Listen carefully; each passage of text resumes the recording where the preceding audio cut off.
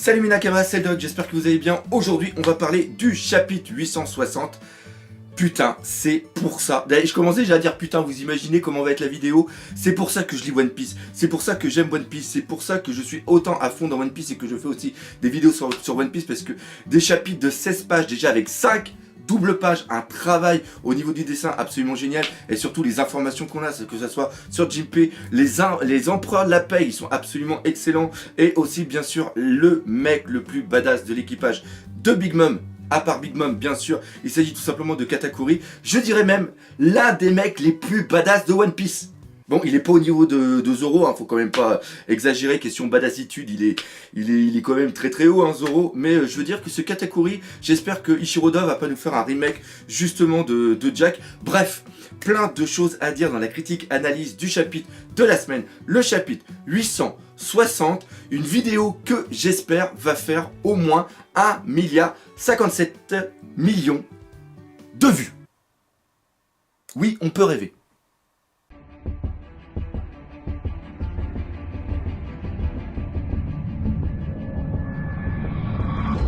Donc comme d'habitude je vais faire un petit plan pour voir de quoi on va parler. Donc le plan, hop, il est juste ici. Je sais pas si j'aurai le temps dans le montage de faire les petits carrés pour savoir, pour cliquer directement dessus et aller directement aux endroits. On va parler de quoi? On va parler premièrement de Jinbei. On va parler deuxièmement des empereurs de la Peg. Troisièmement, on va parler bien sûr de Katakuri. Et en quatrièmement, on va parler de tous les petits bonus. Oui, j'ai décidé de mettre ça dans cette vidéo. Et dans la vidéo en lien justement avec ce chapitre, on va faire une sorte de réflexion, encore une fois une réflexion théorie. Je sais que vous avez bien aimé le Niku, ma petite parole de doc que j'ai fait sur la mort dans One Piece. Et bien là, on va parler tout simplement du haki, de l'observation. Le haki qui est le sous-exploité au niveau de One Piece. Mais je pense que là, Ichiroda nous en a foutu un bon gros coup dans la gueule. Donc on va voir tout ça dans la deuxième vidéo. Bon, tout d'abord, on va parler de quoi? On va parler tout simplement de Jinbei.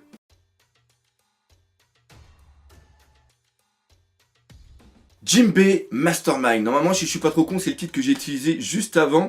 Et là, on voit vraiment l'utilisation que Ichiroda veut faire du Jinbei et l'importance que Jinbei a exactement au niveau de cet équipage. Parce que cet équipage, s'ils doivent suivre les ordres de Luffy, il y a Jinbei qui va quand même être là un petit peu pour le modérer et l'aiguiller, c'est-à-dire qu'avant on avait Zoro et aussi Sanji qui étaient là pour avoir un petit peu ce rôle, mais là Jinbei, lui, par rapport à son expérience, par rapport à son ancienneté, je crois qu'il doit avoir dans les 40-50 piges, si je dis pas de conneries, oui, parce qu'il avait 30 ans lors du flashback de l'île des hommes poissons, et ben on voit qu'il va être là vraiment pour apporter cette maturité qui manque peut-être un petit peu au niveau de cet équipage.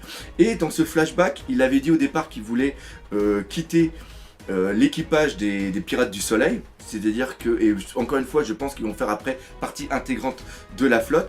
Lui maintenant il devient, Jinbei devient sous les ordres de Luffy, et il sait que Luffy quand il va être au courant que les Vinsmoke vont mourir et que Sanji va vouloir sauver sa famille, que lui va foncer dans le tas, donc il est en train de penser à quelque chose, et là on remarque que tout ce qui avait été échafaudé dans le chapitre précédent ne sert absolument à rien, c'est-à-dire que Jinbei est au courant du plan, était au courant du plan de Capone BG à l'avance, et il veut utiliser ce plan pour créer un chaos, et grâce à ce chaos permettre à son équipage des Pirates du Soleil de pouvoir partir tranquillement, parce que toute la protection va être axée au niveau du Tea Party, et ce chaos va aussi permettre à Jinbei de pouvoir prendre l'équipage et de pouvoir partir avec l'équipage bien sûr des Mugiwara, de pouvoir partir et de pouvoir sauver Sanji, parce que encore une fois, si Sanji n'est pas sauvé, Luffy ne voudra pas partir, ça c'est absolument primordial.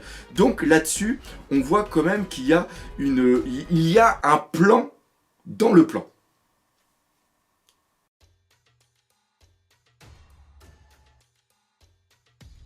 La deuxième chose qu'on apprend, c'est tout simplement cette putain de roulette de Big Mom. Elle tue les gens et aussi ceux qui l'accompagnent. C'est-à-dire que Jinbei, s'il avait tourné la roue, il y avait plusieurs chiffres et plusieurs symboles. Donc les symboles, on ne sait pas encore à quoi ça sert, si c'est des membres coupés, si c'est des têtes ou quoi que ce soit. Mais on sait qu'il y a aussi une espérance de vie qui est partie. Et l'espérance de vie qui part au niveau du Jinbei va partir aussi par rapport à un certain nombre de membres de l'équipage. Donc on ne sait pas si c'est les 10, les 100 ou les 1000. Mais d'ailleurs la roulette, je sais pas comment elle fonctionne, parce que là ce serait plus une sorte de jeu un jeu de fléchettes. Pour moi c'est comme ça que je voyais vraiment la chose. Donc Jinbei, encore une fois, on voit que c'est quelqu'un qui veut prendre les choses vraiment que pour lui. Si tourner la roulette et lui crever permettait à Luffy et son équipage, et même surtout à son équipage des Pirates du Soleil, de pouvoir s'enfuir et de pouvoir être libre, il l'aurait fait sans aucune hésitation parce que il a cette mentalité de se sacrifier pour les autres. Mais déjà, il avait en tête d'un plan pour sauver son équipage. Et là, on voit qu'il n'arrête pas de le dire, il veut se sacrifier, et c'est ça aussi qui fait chier complètement Aladdin. C'est quelque chose qu'on avait énormément vu au niveau de Marineford. Il a sauvé 2-3 fois, je crois, la vie de Luffy. Et là, pareil, c'est encore annoncé. Ça a été annoncé plusieurs fois dans le chapitre 830. Il annonce qu'il va se sacrifier. Là, ici, il le dit plusieurs fois à Aladdin que il fait partie de l'équipage et c'est son rôle d'être le bouclier pour que son capitaine puisse vivre. Et donc là, avec tout ce que nous marque Ichiro Oda, tout le monde se dit, ça y est, Jinbei, il va crever. Et moi, personnellement, je ne pense qu'il va pas crever. Et ça, pour 4 raisons. Putain, je commence déjà à plus avoir de voix. Première raison, je ne veux pas qu'il crève. Voilà. Donc il faut que je trouve le numéro d'Ichiro Oda. Il faut que j'arrive à lui téléphoner pour lui dire, s'il te plaît, ne fais pas crever Jinbei. Ouais, je pense que c'est pas faisable. Deuxièmement, il en parle beaucoup trop, Ichiro Oda. Donc, vu qu'il en parle, s'il y a la mort de Jinbei, celle-ci sera moins poignante. La mort de Barbe Blanche et la mort de Ace, c'était quelque chose qu'on n'avait pas vu venir. Donc, quand il crève, tout de suite, ça nous a surpris. Tu vois, c'est ça. Donc là, encore une fois, si c'est pour que tout le monde réussisse à s'échapper, et au dernier moment, tu as Jinbei qui fait demi-tour et qui bloque une attaque de Big Mom ou de quelqu'un d'autre, de Katakuri, ou je sais pas, un essorage de Smoothie, ou Smoothie, en fonction d'eux, ça va pas venir nous chercher. Il va pas y avoir cette douleur au fond de nous, car on se doute que Jinbei va crever, donc s'il crève, voilà, il y a moins de ressenti. Troisièmement, le rôle de Jinbei est beaucoup trop important dans l'équipage. On l'a vu, c'est le mastermind, c'est le mec qui va pouvoir avoir un moment de réflexion, qui va pouvoir aiguiller, qui va pouvoir permettre à l'équipage d'atteindre un certain niveau. Oui, il manque du cerveau pour moi dans l'équipage. Même s'ils sont intelligents, je ne dis pas que Sanji est idiot. Encore une fois, le rôle de Zoro de second, au fur et à mesure de l'aventure, prend vraiment un grand rôle. Et Jinbei ne va pas devenir le second. Mais Jinbei va être là pour avoir cette maturité, comme j'ai expliqué tout à l'heure. Et le quatrième point, c'est tout simplement que Luffy ne peut plus perdre quelqu'un de son équipage. Shabundi a montré que Luffy était faible et donc il a voulu gagner de la puissance pour justement protéger son équipage. C'est ce qu'il dit. Après, il l'a dit au niveau de Marineford, la perte de son frère a été un véritable trauma. Donc si, encore une fois, en ce moment, et il l'avait dit aussi à Punk Hazard, si maintenant il perd quelqu'un d'autre, et il l'a dit aussi à Dressrosa, si il perd encore quelqu'un, il arrêtera l'aventure. C'est-à-dire qu'il sera pas assez fort pour sauver les gens qu'il aime. Donc voilà. Donc si Jinbei crève, ça va lui foutre un tel coup au moral, Luffy, que je pense pas qu'il continue l'aventure. Et qu'est-ce qu'on veut, nous? On veut que One Piece continue. C'est QFD. Et certains vont me dire, et Pecoms dans tout ça? Eh ben Pecoms, il est attaché autour d'un arbre avec de la nourriture. Ça c'est cool, enfin il a de la nourriture, mais vu que les bras sont attachés, je sais même pas comment il va bouffer, hein, vu que ça a l'air quand même assez loin. Mais ça c'est pareil, c'est toujours un petit truc qui est très très drôle. Et Pecoms, qu'est-ce qui peut arriver? Deux choses par rapport à lui. Quelqu'un passe, par exemple Tamago.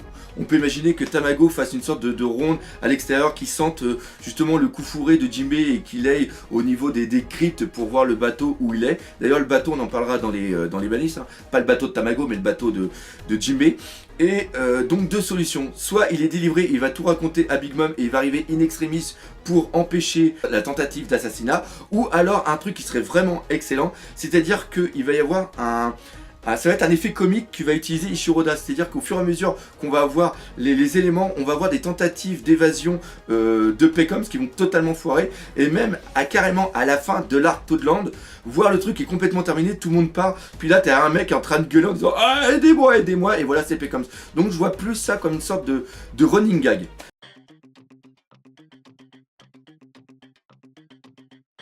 Ces empereurs de la pègre, ils sont absolument excellents. J'adore quand Ichiro Oda nous présente différentes personnes comme ça qui sont regroupées sur une double page. Ils ont déjà un charisme qui transpire de ces personnes. Pour ceux qui connaissent la série Boardwalk Empire, c'est exactement ça. C'est-à-dire que c'est une série qui est sur les années 20, qui parle de la prohibition. Il y a un acteur qui est absolument génial. Il avait joué dans Les Ailes de l'Enfer. Il tient le monde Dans ses mains, il tient le monde. Vous vous souvenez pas? C'est un film qui était un film sympa. Voilà, un film sympa. Mais on est là pour parler de One Piece. C'est-à-dire que dans cette série Boardwalk Empire, ça reprend vraiment tout ce qui est la prohibition des années 20 et on trouve tout le charisme et tout le design justement dans ces différents personnages, dans ces différents empereurs de la pègre, et on va les prendre point par point, un par un. On a d'abord Dufeld, qui est un mec assez gros, les cheveux gominés vers l'arrière, c'est le roi du marché noir. Il avait été annoncé dans le chapitre précédent en disant qu'il faisait partie d'un gros conglomérat qui s'appelait Ruffel, mais non, c'était le conglomérat tout simplement Dufeld. Donc le conglomérat, c'est une sorte d'entreprise qui sont réunies pour différentes activités, et là l'activité c'est justement le marché noir, et je pense que ce mec justement je sais pas s'il est en haut exactement, mais son rôle est de proposer plein de trucs qui sont normalement prohibés, qui sont interdits. Donc moi je le vois un petit peu comme ça. La deuxième est Stussy, la princesse du quartier des plaisirs. C'est tout simplement celle qui s'occupe de la prostitution, et on peut même peut-être penser carrément du marché des esclaves féminins pour le plaisir. Alors que dire de cette fille? Tout simplement qu'elle a vraiment un joli minois, qu'elle reprend vraiment les filles des années 20 avec ce chapeau, la fleur sur le côté. Donc pas grand chose à dire de plus. La troisième personne est Drug Peclo. Lui c'est le croque-mort, et on peut voir ce mec comme celui qui s'occupe justement un petit peu du nettoyage, peut-être aussi des assassinats. Donc c'est le mec qui représente tout simplement la mort au niveau de la mafia. Le quatrième est Giberson. Giberson, c'est tout simplement le géant de l'industrie de l'entreposage. Au niveau de la prohibition dans les années 20, quand on faisait venir quelque chose qui était prohibé, il fallait bien le stocker et le planquer. Donc là, on peut imaginer exactement la même chose pour ce mec, c'est-à-dire qu'il se charge d'être une sorte de plaque tournante par où transitent, par où sont stockés, par où sont cachés les différents éléments qui transitent dans le marché noir. Le cinquième est Humide avec son chapeau de marin, c'est le roi de la navigation si mes souvenirs sont bons. Et pareil, quand tu fais transiter des choses comme j'expliquais juste avant, il faut bien avoir des bateaux, il faut bien avoir quelqu'un qui gère un tout petit peu ce commerce pour l'emmener d'à droite à gauche. Parce que encore une fois, il n'y a pas trop de ponts, il n'y a pas trop de routes au niveau de One Piece, donc il y a beaucoup de bateaux. Et ben voilà, le travail, tout ça, et peut-être même des sous-marins. Ce serait sympa que le mec, ça soit des sous-marins. Pourquoi pas? Et le sixième, voilà, c'est comme ça, c'est tout simplement Big News Morgan. C'est le mec pour moi le plus important et qui me pose le plus de questions. On en avait déjà entendu parler dans le chapitre 859, c'est le chapitre précédent, quand on disait que quelqu'un de la famille Morgan est arrivé. Et ce mec est le PDG du journal le World News et le World Economic News ou World Economic Times en fonction de la traduction anglaise ou française, et ça on en avait déjà entendu parler dans le titre du chapitre 825. C'était justement le World Economic News Comic Trip. Encore une fois, je sais pas si c'est news ou si c'est time en fonction des traductions, et là ça pose vraiment une question.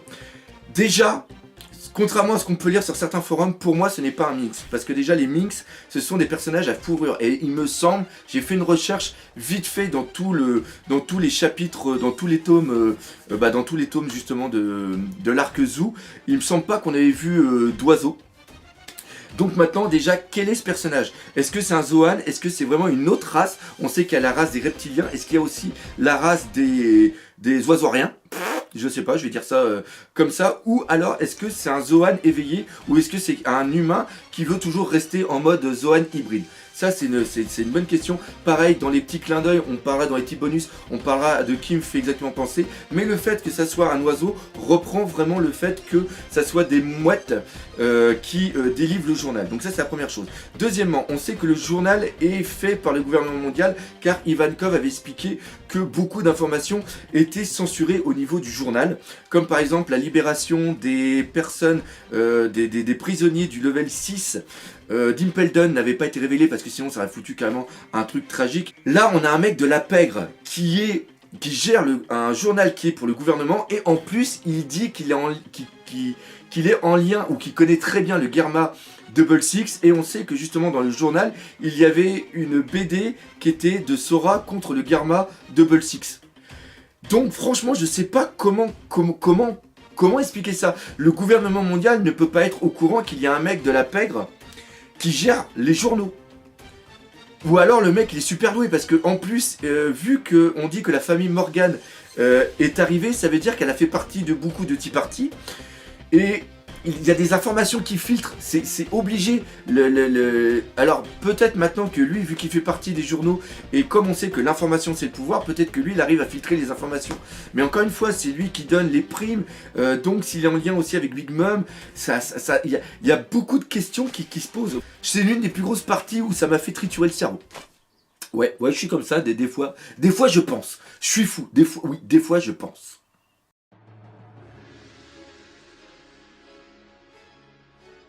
Et maintenant, on va parler de Katakuri. Ce mec est absolument excellent. Je ne le voyais pas comme ça du tout parce que au niveau de l'équipage de Big Mom, au niveau de ses enfants, c'est du what the fuck total. Il ressemble absolument à rien. Le seul qui avait à peu près du charisme, c'était... Bah quoique non, non, je suis en train de dire une connerie. Parce que concrètement, Crackers, il avait quand même pas mal de charisme.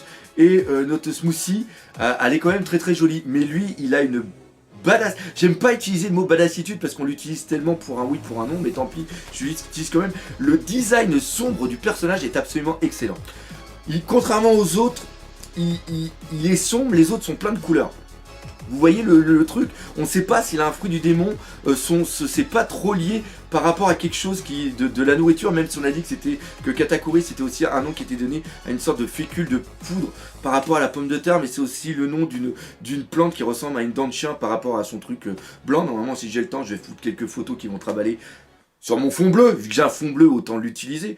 Mais voilà, ce mec est absolument excellent. Après, qu'est-ce qu'on peut dire d'autre sur lui? Vous avez remarqué qu'il a aussi une cicatrice sur le côté, donc est-ce qu'il a un sourire à la Joker? Alors pareil, Joker, je parle pas de Doflamingo, je parle plutôt du Joker de Batman, parce qu'encore une fois, il y a son visage, il y a sa mâchoire qui est cachée, et on savait que pour Jack, justement, sa mâchoire était aussi cachée, et justement, c'était pour pas montrer que c'était un homme poisson. Et il y a aussi un... Voilà, en un sens, c'est bien que je parle de Jack, parce que ce mec-là me fait penser à Jack. Déjà, par rapport à la prime, 1,57 milliard de berry, what the fuck. Quand on voit ce que l'autre, avec son milliard de berry, a fait, j'espère qu'il va pas avoir le même traitement. Non, il peut pas faire le même traitement, Ishiroda, c'est impossible, il peut pas nous faire un running gag encore une fois avec ça. Et encore une fois, la prime ne reflète pas la puissance du personnage, mais seulement la dangerosité par rapport au gouvernement mondial. Cependant, la dangerosité, quand tu as une prime d'un milliard de berry, c'est quand même que tu dois être putain de puissant. Donc ça, c'est sûr et certain. Mais ce personnage-là, en plus, c'est un sniper. Et oui, je sais pas si vous avez remarqué, mais avec le bonbon, il a quand même niqué la gueule du mec d'assez loin. On peut remarquer aussi qu'il a des éperons au niveau de ses bottes, qu'il a habillé un petit peu en cuir, qu'il est lié aussi à la mort, parce qu'il a un tatouage avec justement une tête de mort. Il a un truc dans son dos, sur sa veste, sur son dos, il a aussi une tête de mort. Il a une tête de mort au niveau de la sangle de sa ceinture. C'est voilà. Et en plus, à côté de ça, il a un haki de l'observation hyper développé. Putain! C'est un sniper, il est musclé, il a le haki de l'observation développé. Putain, ce mec-là, ça pourrait être Usopp. Non mais, j'ai juste y penser là, sans connerie. Ça vous fait pas penser à Usopp? Usopp, il est quand même, à son retour, il était quand même assez musclé. C'est un sniper, bon, je pense pas qu'il ait des éperons à ses bottes, mais il a des bottes, hein, voilà, c'est une connerie. Et il va aussi développer son haki de l'observation. Franchement, ouais, voilà. Katakuri, la badassitude de Usopp. Voilà, on va faire ça comme ça. On va redevenir un petit peu sérieux. Le pouvoir qu'il a au niveau de son haki de l'observation, je vais vraiment le développer dans la deuxième partie de cette vidéo. On va en parler un tout petit peu ici. On va en parler surtout parce qu'il arrive à voir le futur. Pour moi, c'est ça qui est important. C'est-à-dire qu'il arrive à prédire ce qui va arriver, parce qu'il arrive à prédire non pas que des actions, mais aussi des paroles. Ça, pour moi, c'est important. Et en gros, à travers ce personnage et son pouvoir, Eiichiro Oda nous fait voir que tout ce qui a été fait avant, c'est de la merde. Parce que, vu qu'il arrive à prédire les paroles et que ça s'échelonne sur à peu près 3, 5, 6 secondes, l'action, par exemple, que le mec a au trafic, justement, d'organes, c'est vraiment excellent, parce que le point crucial au niveau du plan de Capone BG, c'est l'action du coma, entre guillemets, coma émotionnel de Big Mom quand on va hurler et que Capone BG va lui tirer dessus. Et ça va durer 5 secondes. Donc pour moi, ça, le frère va le voir, et peut-être que s'il a en plus une capacité de réaction hors du commun, c'est-à-dire une vitesse hallucinante, il va pouvoir faire barrage. Et même, imaginons qu'il ait aussi un fruit de démon absolument fou, c'est là où... Et en plus, c'est complètement illogique, parce que Capone BG connaît le pouvoir, parce que quand il le voit, il dit bien, c'est lui qui va nous poser vraiment le plus de problèmes. Donc là, à travers ça, Ishiroda nous dit, ça va complètement foirer, ton idée va complètement foirer. La mise en place de ce mec ici, dans ce chapitre, et en plus à la fin du chapitre qui fait écho justement au début du chapitre, encore une fois dans la narration, on voit qu'il y a un très beau jeu ici qui est fait, pour moi c'est absolument excellent. Donc encore une fois, un mec hyper badass par rapport à son apparence, par rapport aussi à une nouvelle utilisation du haki, de l'observation qu'on va développer justement dans la deuxième vidéo. Moi je n'ai qu'une chose à dire à Eiichiro Oda, bravo.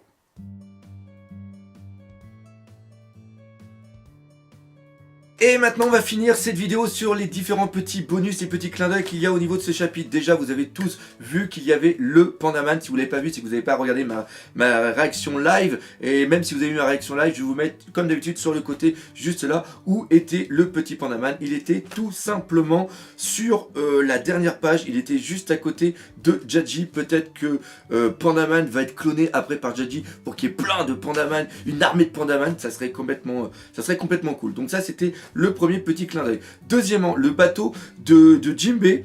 Je l'avais beaucoup, j'aimais beaucoup le design et j'ai pas percuté comme un con que c'était le design du bateau de Tiger Fisher. Et on sait que le bateau de Tiger Fisher a été détruit par la marine parce que après justement l'équipage d'Homme Poisson a pris les pirates, les Sun Pirates, les pirates du soleil, ont pris un bateau de la marine pour pouvoir s'enfuir. Donc Jinbei après a tout simplement décidé de refaire le bateau de Tiger Fisher en hommage justement au mec qui a créé les pirates du soleil. Et ça j'aime beaucoup. Les petits trucs comme ça, j'aime beaucoup. Et le dernier bonus, c'est tout simplement dans le chapitre 857, quand Jinbei parle des empereurs de la pègre, eh bien on les voit tous en silhouette et vous remarquerez que certains d'entre vous sont présents. C'est le cas par exemple de Duffield, c'était le cas de Big News, c'est le cas de... je fais tout ça de tête, hein. Et moi j'ai vraiment des gros problèmes avec les noms de Peklo, Drug Peklo, de Humit et aussi du dernier qui est Guy Berson. Putain la vache, je m'en suis sorti. C'est pas français ça. Donc voilà, c'est là-dessus que se termine cette première partie de la critique analyse du chapitre 860. Cliquez juste ici pour arriver à la deuxième partie où on va parler du haki d'observation. Comme d'habitude, si vous avez bien aimé, partagez, parlez autour de vous, laissez des commentaires, défoncez la gueule de ce putain de pouce bleu et n'oubliez pas, le principal, One Piece, c'est la vie.